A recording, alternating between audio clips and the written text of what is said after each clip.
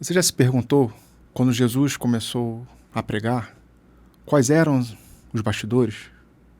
Ele começou com Simão e André, que eram irmãos, mas qual era o contexto daquela situação? Daquele convite do Rabi da Galileia, que reverbera até hoje a todos nós? O que aconteceu? Fique conosco neste programa, que iremos refletir com o auxílio de Humberto de Campos.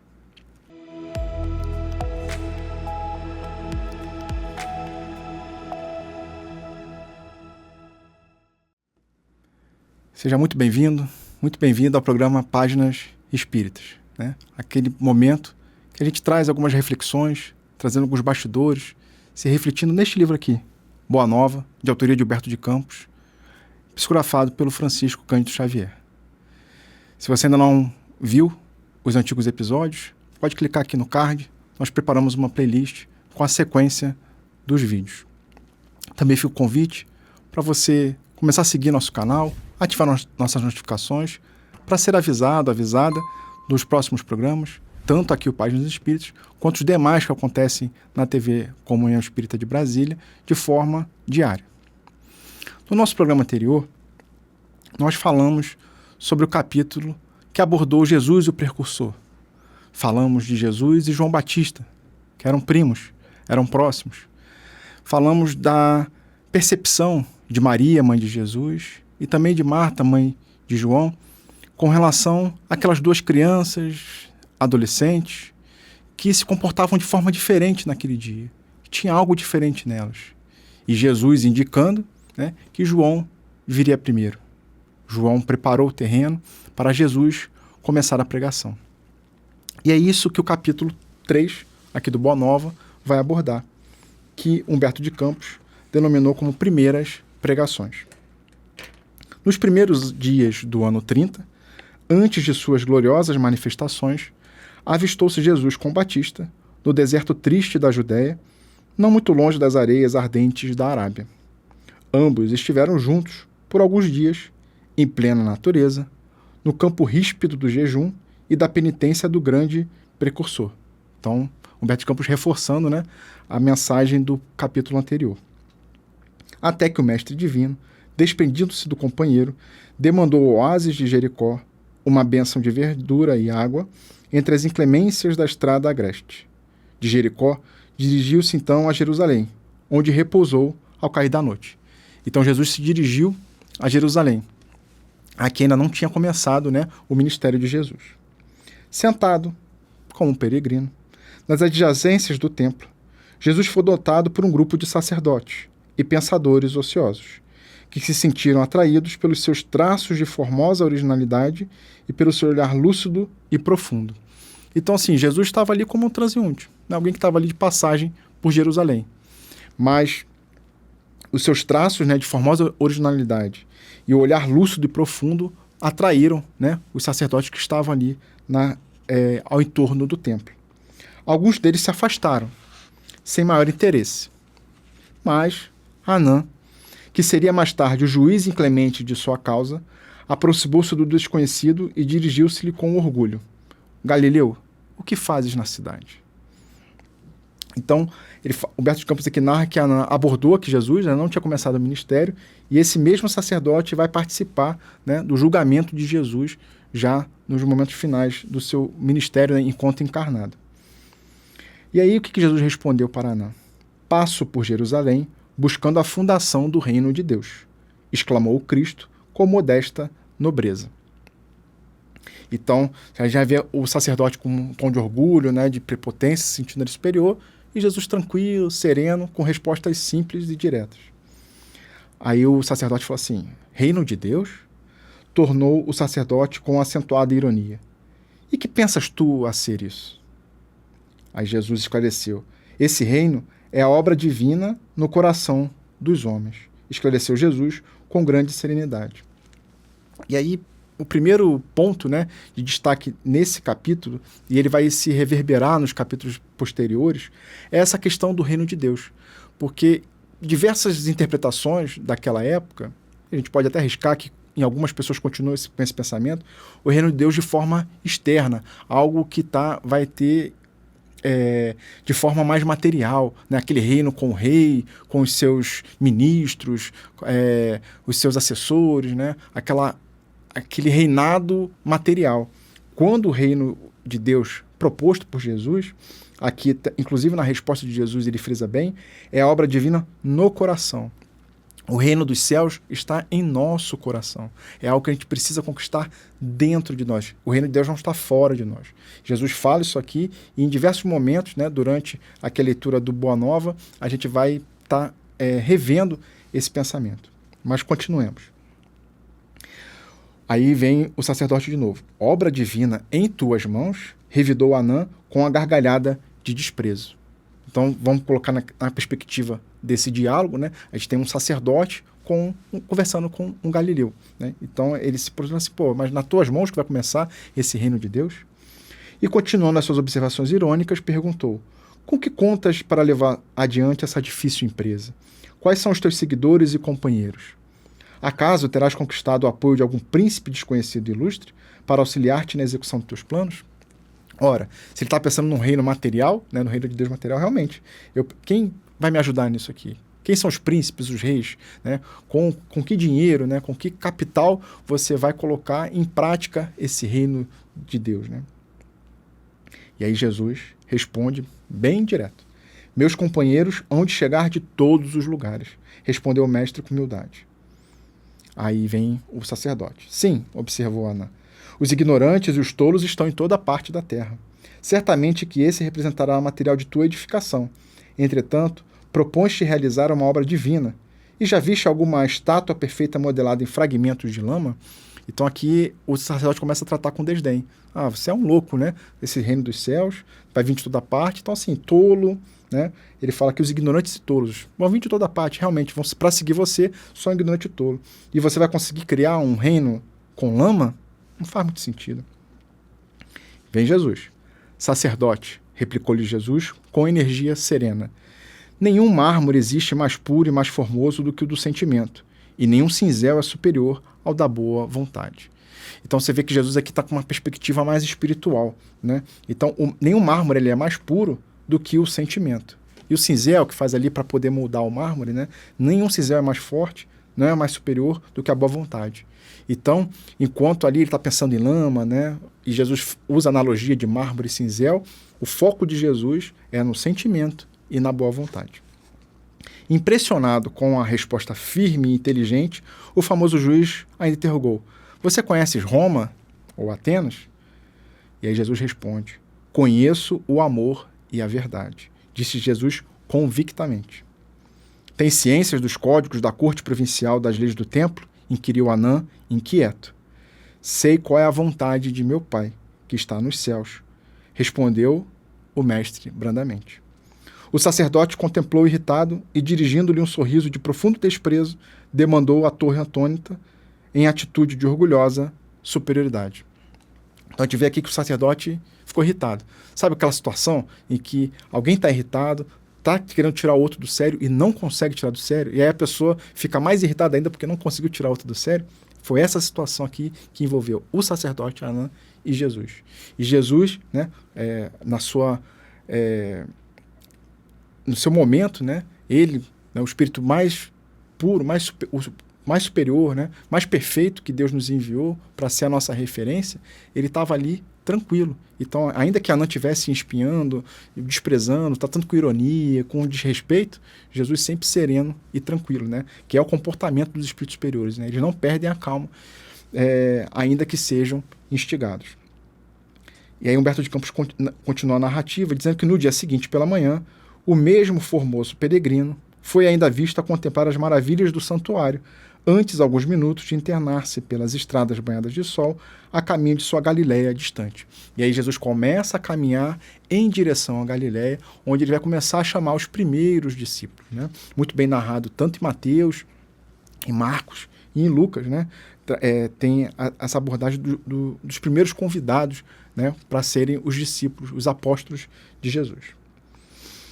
Daí a algum tempo, depois de haver passado por Nazaré, descansado igualmente em Caná, Jesus se encontrava nas vizinhanças da cidadezinha de Cafarnaum. como se procurasse, com viva atenção, algum amigo que estivesse à sua espera. Então, a gente aborda muito, né, no ambiente espírita, nós temos o planejamento reencarnatório. Então, tanto Jesus quanto os apóstolos também se prepararam. Então, Jesus já conhecia os apóstolos. E aqui Humberto de Campos narra assim, como se estivesse Jesus procurando, né, aquele que já tinham feito os combinados, né, antes de encarnar. Em breves instantes, ganhou a margens do Tiberíades e se dirigiu resolutamente a um grupo alegre de pescadores, como se de antemão os conhecesse a todos. A manhã era bela, no seu manto diáfano de radiosas neblinas. As águas transparentes vinham beijar os enloendros da praia, como se brincasse ao sopro das vibrações perfumadas da terra. Os pescadores entoavam uma cantiga rude e, dispondo inteligentemente as barcaças móveis, deitavam as redes em meio de profunda alegria. Jesus aproximou-se do grupo e, assim que 2 deles desembarcaram em terra, falou-lhes com amizade. Simão e André, filhos de Jonas, venham da parte de Deus e vos convido a trabalhar pela instituição do seu reino na terra. André lembrou-se de já o ter visto nas cercanias de Betsaida e do que lhe haviam dito a seu respeito, enquanto Simão, embora agradavelmente surpreendido, o contemplava enleado, né? Estupefado, assim, vibrante com a fala de Jesus. Mas quase a um só tempo, dando expansão aos seus temperamentos acolhedores e sinceros, exclamaram respeitosamente: sede bem-vindo. E essa cena é uma cena que, em diversas situações, diversas reflexões do Evangelho, ela vem à tona. Ela chegou, inclusive, a virar música, né? Nós temos a música chamada A Barca, né? E que narra essa situação onde Jesus convida, né, Simão e André para serem os seus apóstolos, né, para serem pescadores de homens. Nós temos também uma música infantil, né, como fala de Pedro, Tiago e João no barquinho, né, estavam a navegar. Essa situação nós temos também que é narrado a pesca milagrosa, também é nesse momento que acontece, né? E o diálogo entre Jesus, Simão e André continua. Jesus, então, lhes falou docemente do Evangelho, com um olhar encendido de júbilos divinos. Estando muitos outros companheiros do lago a observar de longe os 3, André, manifestando a sua tocante ingenuidade, exclamou comovido: um rei? Mas em Cafarnaum existe tão poucas casas. Você vê que a visão de André é a mesma do sacerdote Anã, de que o reino ele é material, né? Pô, tem tão pouca casa aqui em Cafarnaum, faz sentido criar um reino aqui em Cafarnaum? E aí Pedro, né, o Simão vai na mesma linha, que ele fala assim: ao que Pedro obtemperou, como se a boa vontade devesse suprir todas as deficiências, disse: o lago é muito grande e há várias aldeias circundando essas águas. O reino poderá abrangê-la, todas elas. Então, assim, todos ainda na perspectiva de que o reino é material. Isso dizendo, fixou em Jesus o olhar perquiridor, como se fora uma grande criança meiga e sincera, desejosa de demonstrar compreensão e bondade. O Senhor esboçou um sorriso sereno e, como se adiasse com prazer as suas explicações para mais tarde, inquiriu generosamente: quereis ser meus discípulos? Então, assim, Jesus percebeu ali, né, essa percepção de André e de Simão, que o reino é algo material. E deixou para lá, né? É igual quando a gente está conversando ali com uma criança, onde a criança não consegue ter a percepção de tudo que está acontecendo à sua volta, e alguma coisa a gente explica, outras não. Vamos para a escola, né? A gente primeiro ali está ensinando a somar, a subtrair na matemática. A gente não ensina direto a tabuada da multiplicação, da divisão, nem sobre equações, né? Primeiro são os elementos, né, principais, às vezes ensinando os números primeiro, né? Então, tudo tem a sua etapa. E Jesus respeitou isso, como respeita até os dias atuais, né? Cada um de nós, em seu momento evolutivo, Jesus está nos respeitando, né? Ele dá ali o convite, né? Esse convite aqui, querer ser meu discípulo, ele reverbera até o dia de hoje e é para todos nós, mas cada um no seu momento. Voltando aqui ao capítulo, Humberto de Campos narra que André e Simão se interrogaram a si mesmos, permutando sentimentos de admiração embevecida. Refletia Pedro: que homem seria aquele? Onde lhe escutara o timbre carinhoso da voz íntima e familiar? Ambos os pescadores se esforçavam por dilatar o domínio de suas lembranças, de modo a encontrá-lo nas recordações mais queridas. E aí essa parte vai ao encontro do que eu falei anteriormente, né, da questão do planejamento, porque eles já haviam se encontrado antes de estarem naquele momento encarnados, né? Então, Simão estava com aquela situação, olha, eu já tive essa conversa, algo ali está muito familiar. E a gente sente isso no nosso dia a dia, né? Às vezes a gente encontra alguém e fala assim, poxa, eu sinto que eu já te conheço de antes, não é de agora, né? A sintonia que às vezes a gente tem com algumas pessoas, né, é algo às vezes inexplicável, a ponto de eu falar alguma coisa e a outra pessoa está pensando também e a gente acabou de se conhecer. Então, e aí quando tem projetos, né, e esse projeto foi um grande projeto que foi feito e continua até os dias atuais, é algo muito bem desenhado, muito bem planejado, né? E Simão estava sentindo isso, falou assim, poxa, eu estou sentindo uma simpatia, algo que eu não consigo explicar. E André na mesma sintonia, né? Não sabiam, porém, como explicar aquela fonte de confiança e de amor que lhe brotava no âmago do espírito, e sem hesitarem, sem uma sombra de dúvida, responderam simultaneamente, Senhor, seguiremos os teus passos. Jesus os abraçou com imensa ternura e, como os demais companheiros se mostrassem admirados e trocassem de si ditérios ridicularizadores, o mestre, acompanhando de ambos e de grande grupo de curiosos, se encaminhou para o centro de Cafarnaum, onde se erguia a intendência de Antipas. Entrou calmamente na coletoria e, avistando um funcionário culto, conhecido publicano da cidade, perguntou-lhe, o que fazes tu, Levi? Aquele já saiu, né, da beira do lago e foi em direção lá, dentro da cidade. E aí ele encontra Levi, que depois vai ser conhecido como Mateus. O interpelado fixou com surpresa, mas seduzindo pelo suave magnetismo de seu olhar, respondeu sem demora, eu recolho os impostos do povo devidos a Herodes. E aí Jesus pergunta, queres vir comigo para recolher os bens do céu? Perguntou-lhe Jesus com firmeza e doçura. Levi, que seria mais tarde o apóstolo Mateus, sem que pudesse definir as santas emoções que lhe dominaram a alma, atendeu comovido. Senhor, estou pronto. Em seguida, o numeroso grupo se dirigiu para a casa de Simão Pedro, que oferecera ao Messias acolhida sincera em sua residência humilde, onde Cristo fez a primeira exposição de sua consoladora doutrina, esclarecendo que a adesão desejada era a do coração sincero e puro para sempre às claridades do seu reino. Iniciou-se naquele instante a eterna união dos inseparáveis companheiros. Então, Humberto de Campos trazendo aqui o ponto de encontro era a casa de Simão Pedro, né? O espírito Nélio Lúcio, no livro Jesus no Lar, ele aborda muito bem. No primeiro capítulo, ele começa a falar, né, dessas reuniões. Então, cada capítulo desse livro também trata dessas reuniões, né? E no primeiro capítulo, na primeira reunião, fala que ali começou o primeiro culto do Evangelho no lar, né, instalado por Jesus na casa de Simão Pedro. Humberto de Campos também volta aqui a repisar a questão de que o reino dos céus está no coração. E o que Jesus busca é a adesão desejada, né, sincera e puro, né, do sentimento e da boa vontade. Na tarde desse mesmo dia, o mestre fez a primeira pregação da Boa Nova na praça ampla, cercada de verdura e situada naturalmente junto às águas. No céu, vibravam harmonias vespertinas, como se a tarde possuísse também uma alma sensível. As árvores vizinhas acenavam os ramos verdes ao vento do crepúsculo, como mãos da natureza que convidasse os homens à celebração daquele primeiro ágape. As aves ariscas pousavam de leve nas alcaparreiras mais próximas, como se também desejassem senti-lo, e na praia extensa se acotovelava a grande multidão de pescadores rústicos, de mulheres aflitas por continuadas flagelações, de crianças sujas e abandonadas, misturados publicanos pecadores com homens analfabetos e simples, que haviam acorrido, ansiosos por ouvir. Jesus contemplou a multidão e enviou-lhe um sorriso de satisfação. Contrariamente às ironias de Anã, ele aproveitava o sentimento como mármore precioso e a boa vontade como cincel divino.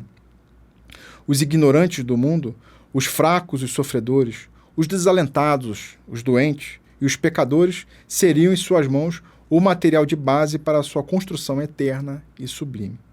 Converteria toda a miséria e toda a dor num cântico de alegria, e tomado pelas inspirações sagradas de Deus, começou a falar da maravilhosa beleza do seu reino.